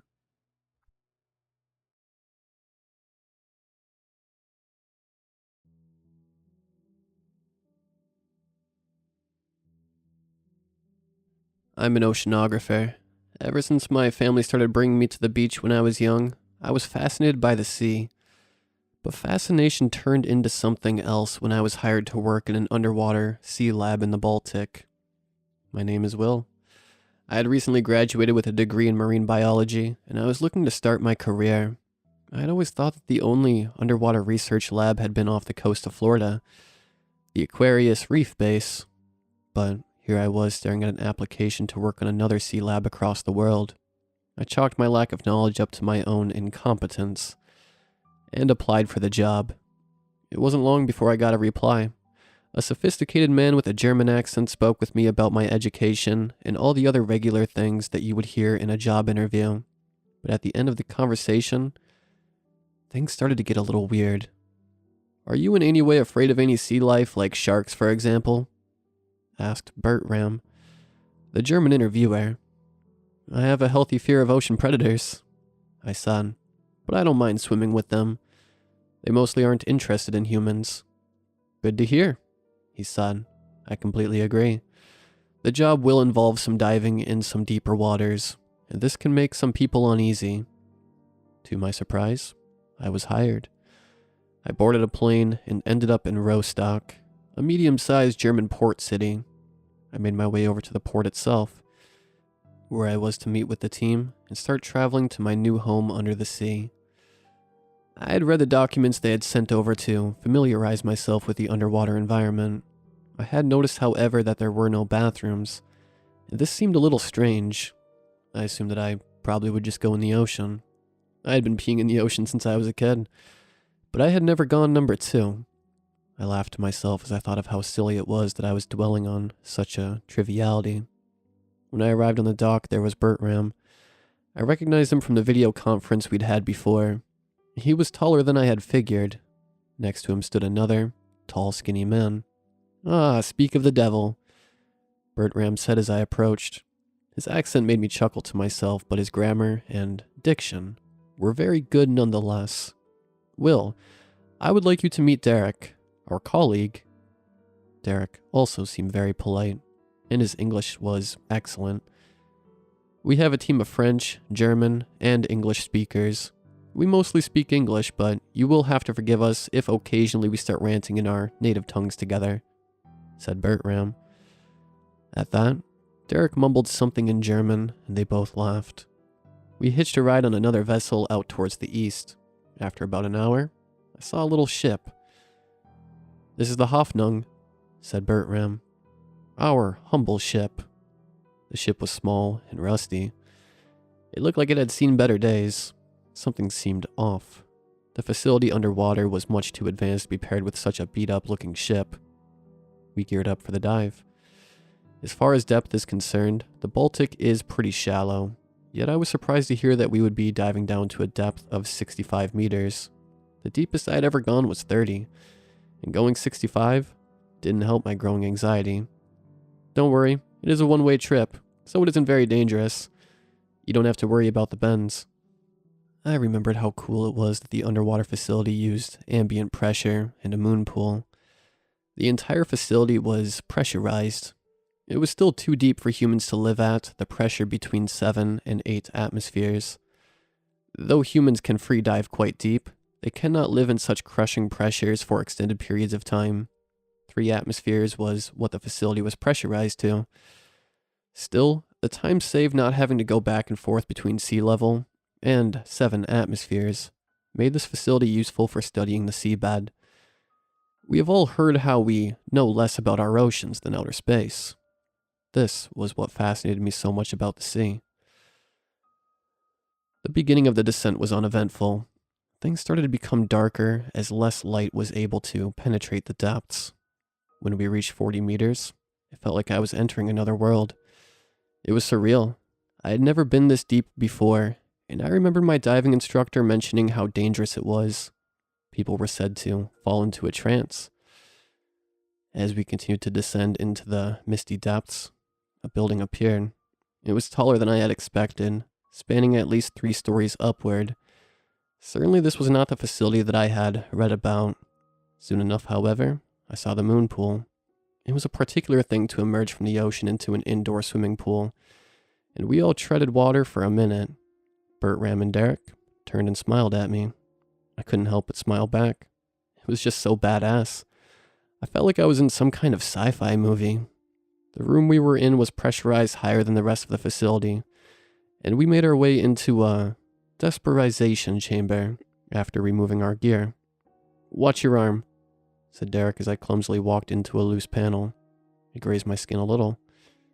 Sorry, said Bertram. I should have mentioned the loose panel. The facility is much larger than I read, I said, inquiring about the large structure I had seen. Yes, said Bertram. That document is out of date. The facility has expanded in several areas, though we lowly scientists are to remain in our humble quarters. He and Derek laughed. I thought that this facility was entirely run by scientists, I said. The job application had been from the website of CGNTTW, a prestigious research institution in Germany. It started that way, but after funding was cut back, it looked like we were going to have to abandon the facility, said Bertram. But then they discovered the ore deposits down the hole. The hole? I asked. We entered the habitat I had familiarized myself with from the manual. There was a bunkhouse, a mess hall, and a couple other rooms for science and storage. Is this the new bloke? Asked a voice from around the corner. In walked a short man with a smile on his face. He had instant charisma. Don't let the kraut scare you, mate. Things are peachy down here. He shook my hand with a vigor that left my arm noodling. He was a middle-aged man, a little older than the rest of them. Name's Doug. I am from Newcastle. I nodded. This whole kraut thing, said Bertram. I just don't understand why you all think it is offensive. It just means cabbage. Your people's World War II put-downs weren't very good. I couldn't help but chuckle at their relationship when, suddenly, a loud explosion rang out. They all grabbed for something to brace themselves with. Is everyone all right? Came a shrill, worried voice from deeper into the facility. Amidst the flickering buttons and endless readouts, a French woman cautiously came into the room hugging the wall. Despite the fear the crash moments ago had instilled, she smiled politely to me. Welcome, Will. It is good to see you. She sighed somewhat nervously. Hi, I said, smiling back. She was wearing a cap and bulky crewman coveralls, yet I could tell that she was really beautiful. The bastards are really pushing our luck with those explosions, said Doug. They're gonna get us all killed. Why are there explosions? I asked. We didn't have the funding to keep this place running. We were forced to entice some other parties. I said it then and I'll say it now. It was a short-sighted decision, said Doug. Yes, but what choice did we have? Asked Bertram. The rest of the day was spent familiarizing myself with the facility. Everything was just like it said in the manual, except for an ominous-looking door just after the depressurization chamber. That was new. Though the whole place looked like a futuristic spaceship, this door seemed to be even more so. It looked strong. At first there was constant traffic in and out, but after they completed their submarine docking station, a soul hasn't passed through that door in months. We occasionally speak with one of them on the radio, but we have less and less contact as they need us less. It is a little strange, but it is better than being shut down, said Bertram as he noticed me looking at the door. Who exactly are they? I asked. At first it was underwater welders and construction workers who worked for a German mining company. All the usual stuff, but after several months the miners left, and apparently ownership of the facility changed hands again, though I have heard nothing about who. Geomar has been vague about it all. No doubt they're up to some kind of exploitative act, probably attempting to weaponize something beautiful. That is why I get the feeling that we are no longer welcome in our own facility. They wouldn't want their secrets exposed by us pesky, good-intentioned scientists, said Bertram laughingly. Eventually I had to go to the restroom, and I finally inquired as to how this was done. They all laughed. It is a pleasure going number 2 during the day.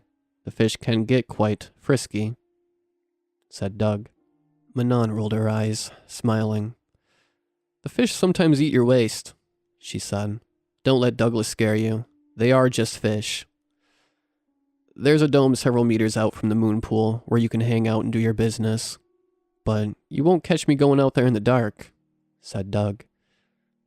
Yeah, I can imagine the fish are much more frightening in the dark, I said. Actually, that is the weird part, said Bertram. There are no fish at night. Manon lashed the shirt she was holding at Bertram's arm punishingly, yet in a soft, motheringly way. I'm just saying, I don't go number 2 at night either, said Bertram. If it's an emergency, I dropped a log right in the moon pool and you should too, said Doug. Floaters be damned.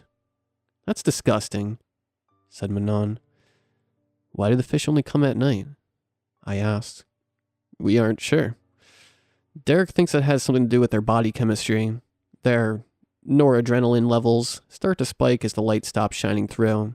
They scatter in all directions, explained Manon. All except towards the hole, said Derek. What is the hole? I asked.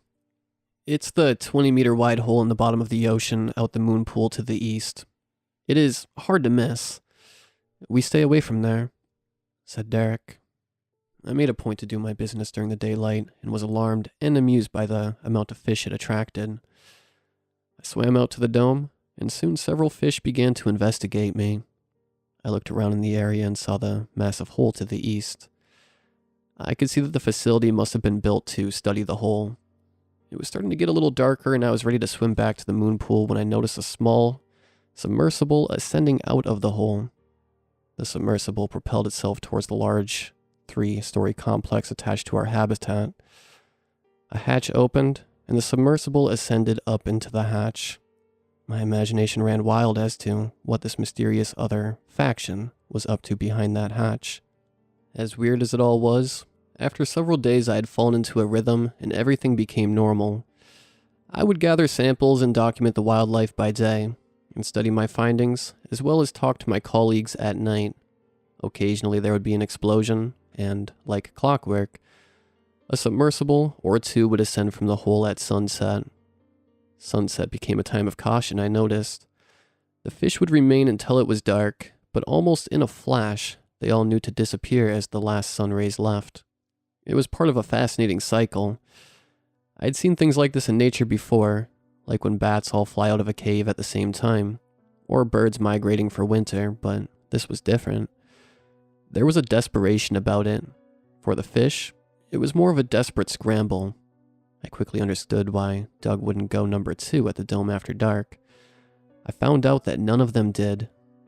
Every day I would walk by the mysterious door leading to the other facility, but the hallway beyond was always dark, and I could never see that far.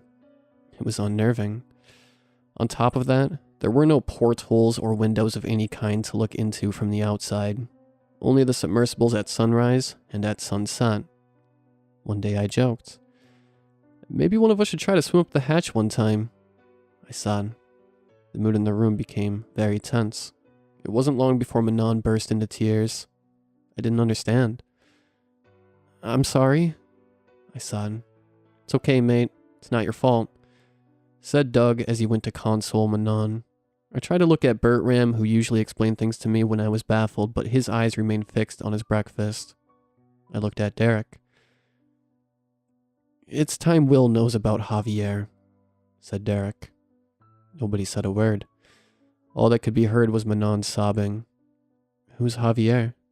I asked. "Javier was the marine biologist you replaced," said Derek. "And he also had the idea to swim up the hatch.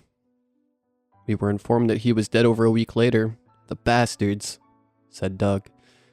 "We began searching desperately, but after a couple hours, we knew that the air would have run out. We started searching for his body. Apparently the whole time, he was in the other facility." "What?" I asked, mortified. They said that there had been an accident and they weren't able to save him," said Doug. "And they waited to tell you?" I asked. He nodded. I never looked at the hatch the same way. Had Javier been trapped in there and run out of air? Surely there must have been some way he could have entered the facility, as it is how the submersibles went in and out. Over the coming days, things went back to normal. Or at least, as normal as living 60 meters underwater could be. I didn't dare broach the subject of Javier.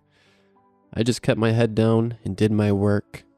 There was plenty of plant life to catalog, not to mention all of the different species of fish and jellyfish. Occasionally a pod of sea mammals would pass through. As I was performing my nightly bathroom ritual before the dark set in, one night I noticed the submersible ascending from the holes as always. Only this time, it seemed to be having trouble moving through the water. It almost seemed to be stuttering. As I looked closer, I saw what looked like markings on the side of the vessel, as if it had been in some kind of accident down there. I shuddered to think what would have happened if the craft had been damaged more. There I tread in the outhouse dome, pondering what I just saw. It made me feel uneasy, but nothing like what I felt after what I saw next. My gaze fell back on the giant sinkhole. There at the very edge, I saw something that will horrify me for the rest of my life. I saw a head looking back. The rest of the body was hidden down the hole. Just the head, as if it was peering at me. Even with the water clouding the distance between us, I felt his stare burn into my soul. Here, 60 meters below in the middle of the ocean, was a face, completely unencumbered by gear, no air tanks. What was he breathing? I must have been hallucinating, but the moment lasted for what seemed like a lifetime.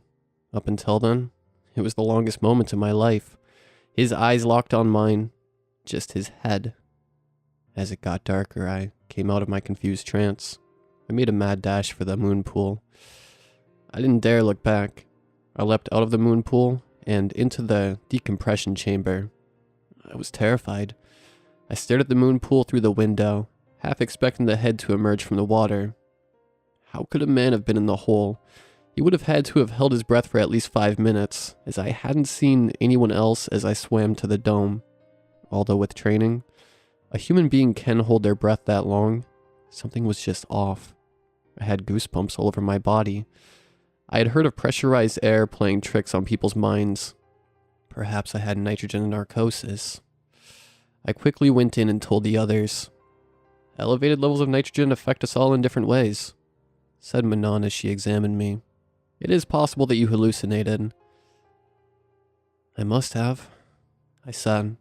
If anything like this happens again, come tell us right away, she said. I noticed Derek looking at me from across the habitat. He quickly looked away when I made eye contact. There was something about it that made me feel like he knew more.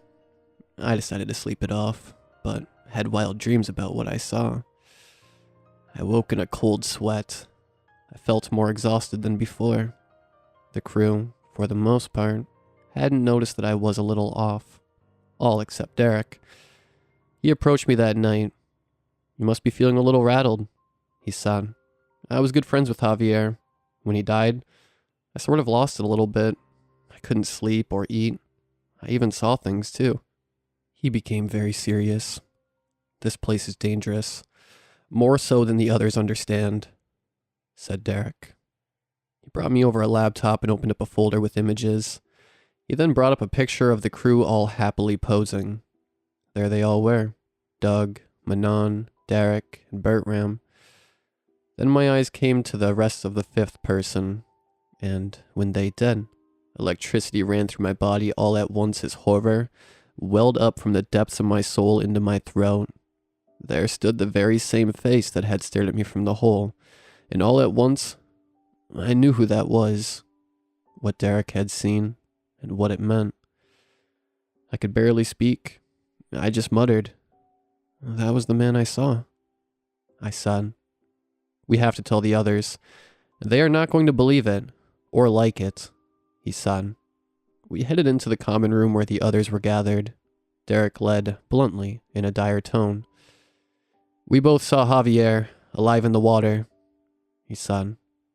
Doug almost dropped what he was doing and turned around to look at us, then looked at Bertram, who was as bewithered as him. Then they both broke into laughter. Manon looked very upset. This is not funny, Derek. And Will? I didn't think you were like this, she said. Derek showed me a picture of Javier, and it was without a doubt the same face that looked at me. I said. I didn't care about impressing Manon anymore. Something was horribly wrong. I thought it was my mind playing tricks on me because Javier had just died. I heard you can see people sometimes who have just died, said Derek. So I didn't think much of it. But one thing is very clear. We need to leave, he said. It was empowering to be next to him. I would have never had the courage to say these things. There was a moment of silence. Okay. I'll put in the call for the ship to come pick up whoever wants to leave, I guess, but this is my life's work. I can't just leave because you think you saw a ghost. You understand? Said Doug, respectfully. I strongly urge you to reconsider, said Derek. And we can't wait for the ship to get us. We need to take the Hoffnung now. Suddenly this wasn't sounding like such a good idea. The Hoffnung had seen better days. Bertram started to argue with Derek in German. Manon and Doug started jumping in, and I had no idea what was going on. At last, however, Derek won out with a loud exclamation that silenced the rest. He then turned to me. I know it seems like the Hoffnung isn't seaworthy, but she is. She passed the required inspection. That was 5 years ago, Derek. Really? Said Doug. There is a reason we don't use her anymore. She's a floating platform, just in case something happens down here. Really, what is another day to wait for the ship? He sighed. If you had seen what we had seen, you would understand, said Derek. I wasn't sure what to do. On the other hand, waiting another day for a proper ship to take us back seemed reasonable. Yet, what if that thing in the water came into the moon pool tonight? What if it came into the decompression chamber? Very well. I'm going to make the call to get picked up, said Derek. He left and came back moments later. There is a storm coming. They can't make it here for 2 days, he said. My stomach started to churn. That rusty old boat was starting to look more and more enticing. I was starting to feel better about everything. There were tests to be run and flora to be catalogued. Manon even helped me, which put me at ease. During the day, she started asking me questions. So you are sure that it was Javier that you saw? She asked. Yeah, I said. He must still be alive, but we watched each other for minutes. I don't know anyone who can hold their breath that long. Manon looked at me horrified. He was a good swimmer, she said. But 5 minutes? I know, I said. After I finally started to feel normal again, I started to feel tired, even though it was just the afternoon. Something about the pressure, or being cooped up. That was why I went to sleep early that night. Going to sleep early turned out to be a giant mistake. I woke up in the late evening around 10.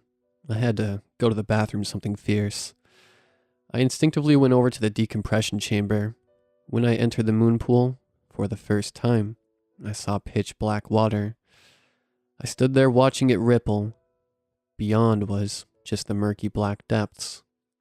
I remember Doug admitting he wouldn't go to the bathroom at night, and now I understood. I walked up to the edge and looked down. There was absolutely no way I was going to swim to the house dome. With little options left, I pulled down my trousers and attempted a squat right over the moon pool. Still, squatting there, I couldn't help but look back every couple seconds to make sure something wasn't coming up to grab me. It felt silly, but it was a very vulnerable position to be in. After trying for a couple minutes, I stood back up. It's amazing what kinds of things the body will do when it knows it is not safe. I suddenly felt no urge to go to the bathroom at all. I slowly backed away from the edge of the moon pool, keeping my eyes on its dark, rippling depths. I thought I saw something move. I felt a deep fear. I had to get out of there. I went for the decompression chamber and, to my horror, I saw out of my peripheral a mass cresting out of the water. I threw myself into the chamber and, as fast as I could, tried to throw the door closed.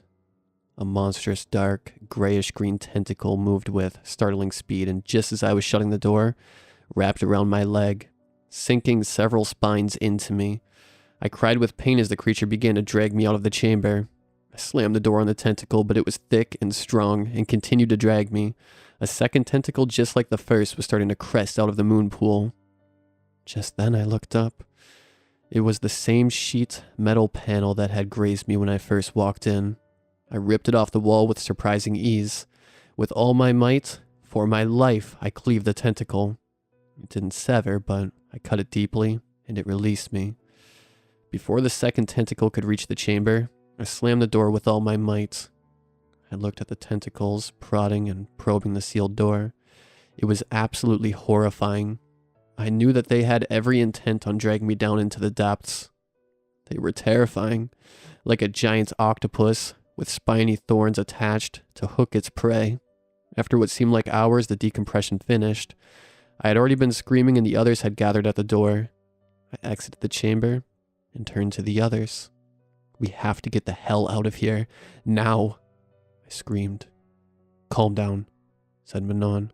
What happened? There's some kind of... I stopped. I didn't know what to say. I know this sounds crazy, but a massive, predatory invertebrate grabbed me in the moon pool. Like a Pacific octopus? Doug asked curiously. They were not understanding the gravity of the situation. The tentacles weren't visible from this angle, and I dared not open the door to show them. Instead, I showed them my leg. It was bleeding, though, not profusely. The puncture wounds were still clearly visible. The others began to inspect my leg. Derek went into another room and came back with a couple knives. They were the only weapons we had available. At first light, all of us should make a break for the Hoffnung, said Derek. But what about the storm? Said Bertram. I would rather take my chances with the storm than be down here. At least I would die a natural death, said Derek. I don't think the others understood, but I knew exactly what he meant. The idea of drowning in the open waters somehow seemed like a tolerable alternative. It suddenly made sense. The explosions, the beaten-up submersible. This animal was being studied by the other facility.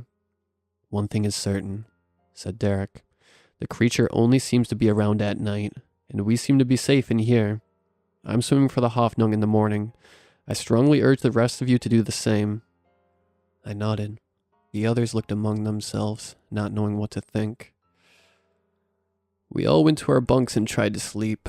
After hours of tossing and turning and staring at the entrance, half expecting a dark, gray tentacle slither around the corner. My wound felt better. Manon had bandaged it and applied disinfectant. I slowly started to nod off. When I awoke, I started my daily routine. I even got ready to go out and swim to the bathroom when I stopped dead in my tracks. I felt a deep sense of horror, as if I was just remembering what had happened to me in the moon pool just hours before. I suddenly felt no urge to go to the bathroom at all. I just stood there gazing at the pressure chamber. All of the others had risen and were mulling about. Have either of you seen Doug? Said Manon. I'm waiting for his data, but I haven't seen him. Maybe he hasn't woken up yet. I said. He isn't in his bunk, said Manon. I'm starting to get worried. He probably went out for some samples, said Bertram. You're probably right, said Manon, and she started busying herself with her work. I finally worked up the courage to go out to the bathroom dome. The water was moving faster than usual, but nothing I couldn't swim against. I could see how being a poor swimmer would be very hazardous and understood now why they insisted on strong swimmers in the job application. Out at the dome, I looked around and realized that there wasn't a fish in sight. Usually during this time of day, the ocean was full of them, but now, it was barren. It was unnerving. I looked around the eerie depths, trying to make out what I could through the misty seawater. I noticed something strange. The hatch to the other part of the facility was open, that same hatch that Javier had swam up. Upon thinking about Javier, my eyes darted back to the place where I had seen his eyes, staring at me from the hole. I shuddered and suddenly started to feel very vulnerable. I got done with my business and started back towards the moon pool. When I entered the habitat, I saw that Manon was coming my way with Bertram and Derek. There you are, she said. We're going out to look for Doug. He should have been back by now. The hatch is open, I said. They all looked at one another. We will have to think about that later, she said. Everyone, suit up, and make sure you are full of oxygen. The water was still moving fast due to the stormy conditions. It was difficult to fight against the current, but Doug should have come back by now, and there was a chance he was stuck and running low on air. We had to look for him. We checked down the slope in the opposite direction of the hole, but there was no sign of Doug. We finally came to the hole. We shined our lights down into the depths. Nothing but darkness. After a while, our oxygen levels were getting low, and we returned to the habitat. On our way back, we all saw the opened hatch. No doubt we were all thinking the same thing. Doug might have gone up the hatch for some reason. When we had shed our gear in the moon pool, Derek was the first to mention this. We need to get in touch with the other part of the habitat. he said. I'll try to radio them again. As I walked past the door that connected the two habitats, I peered down its corridor. Surely we could just override the locks and walk in there. It seemed like the right thing to do given the circumstances. I shined the light down the corridor through the glass. It was strange. Something at the very end of the corridor seemed to be floating. I squinted and tried to discern what it was that I was looking at. Hey guys, I said. I think something is moving in there. We all gathered at the glass of the door and peered into the darkness. There was something that seemed to be hovering. It was drifting closer. I knew what it was before my mind could register what I was seeing. It was a strange feeling. On the one hand, there was a pen, but on the other, it was drifting right in the middle of the air. The pen was floating because the chamber had filled with water. It won't break through, said Derek. This door is designed to withstand pressures far beyond this. It was always a possibility that one of the habitats would be compromised. His words did little to reassure me. I kept staring at that pen, as it seemed to drift aimlessly, ricocheted off one of the walls, gently. What happened to all the people? Asked Bertram. There was nothing but silence for a moment. Then Manon spoke. We have to go in there, said Manon. That must be where Doug is. Maybe he's trapped. Derek and Bertram exchanged glances and started speaking in German. Manon interrupted them, and they all started yelling at each other. I stood there puzzled until they switched back to English. I can't believe you two, said Manon. Doug would have done it to save you.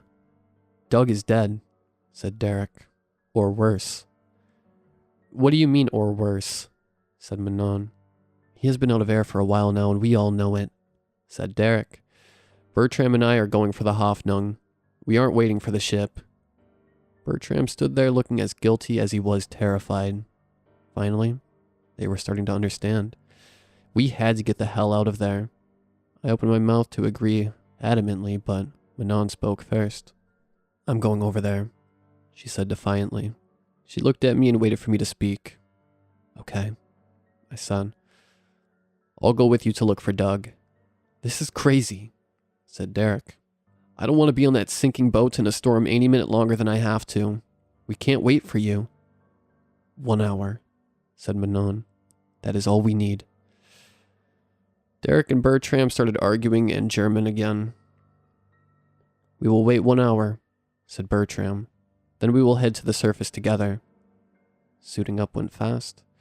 We did our final checks and dove back into the moon pool. The hatch seemed to beckon me. I thought of Javier and how I had seen his head staring at me. Even now it gave me the chills, but I put it in the back of my mind. Soon, we could almost see up the shaft. I thought of how much had happened in my life since I had taken this job, how much I had learned and seen. It was hard to remember what my life used to be like. It seemed like so long ago that I had been sleeping in a nice bed and eating all the food that I wanted. Mostly, I thought about how much I had taken for granted. You don't realize how important it is to feel safe until you don't. We reached the entrance of the shaft. It became dark fast. Manon turned on her light and my heart sank. At the end of the shaft was a metal door, but it looked as though it had been warped. What could have done this? Luckily, our divers' masks had radio communication built in. What could have done this? Said Manon. She looked over at me. She knew what I was thinking already. There's no creature ever discovered like the one you hallucinated, Will. I went to retort but snapped. There was no point in arguing. I wanted to live, not to be right. Let's hope not, I said. It took everything I had, but I managed to start kicking and swam up into the shaft. Manon soon followed after me. We traced the dark room with our lights. It seemed to have been some kind of submersible docking room. What once was a moon pool had been overtaken by water. All manner of clutter floated about. It was unnerving to be there in the darkness, 60 meters beneath the surface of the water, in a breached habitat that had gone silent. I swatted a tablet away from my head as we continued onward. The decompression chamber was wide open. Both of the large doors stood unsealed. I knew what had happened. That creature had tried to grab me. That giant octopus creature, had gotten through the decompression chamber. I couldn't stop thinking about those tentacles that had grabbed me. They looked like they were as thick as a tree trunk as they disappeared into that black water. I'll never forget it. As we swam into the next room, it was large and quite long. It was full of all types of computers and lab equipment, but in the center of our room, and to my horror, there it was. That same dark gray tentacle. It must have been 50 feet long. I instinctively swam away. This was horror movie 101. I had done everything I could to convince Manon that my story was true. If she didn't believe me now, it was on her. To my great relief, I saw her swimming fast behind me. She now understood that our lives were in imminent danger. As we rounded the corner in the room with the hatch, we saw Doug. It seemed like a miracle. There he was, floating there in his diving gear. We made it up towards the moon pool and started to get out of our gear. That's when I caught out of the corner of my eye. Doug's oxygen meter had been empty. Still, I didn't think much about it as we made our way to the decompression chamber. I wish I had. "Doug, I have to say it is good to see your stupid face," said Manon. "Why didn't you respond to my radio?" Doug gave a slight smile. "We looked everywhere for you," I said. He looked at me. He looked like he had some kind of debris in his eye. Still, he said nothing. He just stared at me. That is when I realized that Bertram and Derek were nowhere to be found. "Derek? Bertram?" I cried out. "You don't think they would have left without us, do you?" asked Manon. Suddenly, I heard a loud crash a distance from the habitat. It was as loud as the explosions, but it was different. I could tell Manon thought the same thing as we looked at each other in horror. Putting it out of our mind, Manon and I desperately scrambled around the habitat. When we returned, we noticed Doug standing by the decompression chamber. He seemed to be examining it. "You okay there, Doug?" I asked. He turned to me and gave me that same hollow stare. I had seen that stare before, somewhere. I couldn't quite put my finger on it. He soon returned to the decompression interface. He just stared at it. "Any ideas on where Derek and Bertram are, Doug?" I asked. More to make conversation than anything else. We stood there in silence for a moment. I dared not walk away. Manon had made her way over to us after searching for Derek. By the look on my face, she could tell that there was something wrong. "Doug?" she asked. After a moment of silence, Doug's hand rose and pressed one of the buttons. He pressed another button. He was starting to figure it out. I tried to block the panel, but he swatted me away with a speed that was uncharacteristic of Doug. He was trying to open the decompression chamber. I tried to push him away from the panel, but he headbutted me hard. I fell to the ground. I felt woozy. I tried to stand up, but fell over again. "Manon," I cried out. "Don't let him open the chamber." Manon stood there, horrified as I finally got to my feet. But it was too late. Doug managed to open the decompression chamber. Still, there was a fail-safe mechanism. Both doors couldn't be opened at once, unless overridden in an emergency. I had read about it in the manual before I came aboard. There was a way, but it was done underwater at the depth. The moon pool's integrity would fail, and the water would rush into the habitat. Doug stood there once more, thinking with that horrifying, hollow stare. My head was still spinning, but I managed to grab a hold of his arm and we both went tumbling over. I managed to dodge some swings at my head and scramble backwards. Doug refocused his attention back on the panel. Suddenly, a loud alarm sounded. It was over. The moon pool integrity had been compromised. Water immediately began to rush in. Manon and I looked at each other in horror. She rushed over to the cabinet. The water was already up to our knees and rising fast. Doug simply stared at us, void of emotion. The water poured forth, and in seconds I had taken a deep breath from the air at the top. I tried to think of something, anything, but before I could, Manon grabbed my hand. She had found a life raft. We swam for it. We both started towards the moon pool when all of a sudden I felt a strong hand grip my leg. It was Doug. I thrashed and kicked, but to no avail. I tried to fight Doug with all I had left, but he was too strong, and I was running out of oxygen. The edges of my eyes were starting to turn black, and my lungs were crying out. This was it. Suddenly, Manon drove a fixed blade deep into Doug's stomach. He momentarily let go, and we scrambled out of the moon pool with Doug right behind us. To my horror, I saw Doug swimming down after us, blood pouring out. Manon screamed and pointed towards the hole. There was Javier, Bertram, and Derek swimming for us, all with that hollow, lifeless look in their eyes. All we had to do was clear the building above us, and we could pull the ripcord. We were so close. That is when I saw the Hoffnung. It was the ship that was supposed to be above us. But there it was. I could barely make it out through the murky water, but it was hard to miss something so big. The storm, or maybe the others had sunk it. That was what that crashing sound had been. We cleared the structure, and just as the creatures were closing in on us, Manon ripped the cord. Holding on, we started to ascend fast. I watched as we left that horrible place behind. It disappeared into the misty ocean underneath my feet. We hung there, blind and helpless, all the while thinking to ourselves, what if the others swam up after us? How long would it take them to reach us? My joints were hurting and I knew why. Decompression sickness was setting in. Still, we were alive. The more I strained to look, the more I started to make out several shadows. They were getting closer.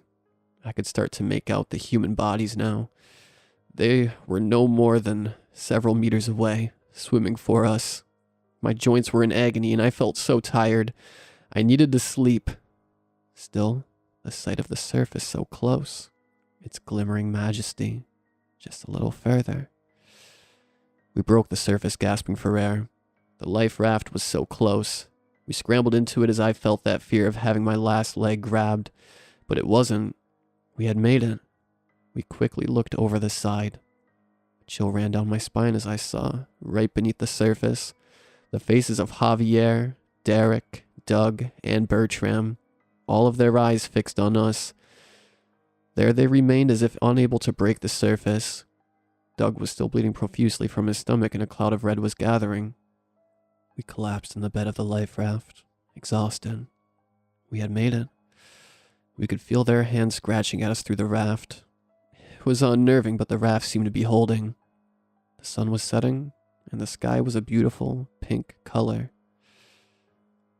That brings us to now. The last light has gone away now. The others are still scratching at the bottom of the raft.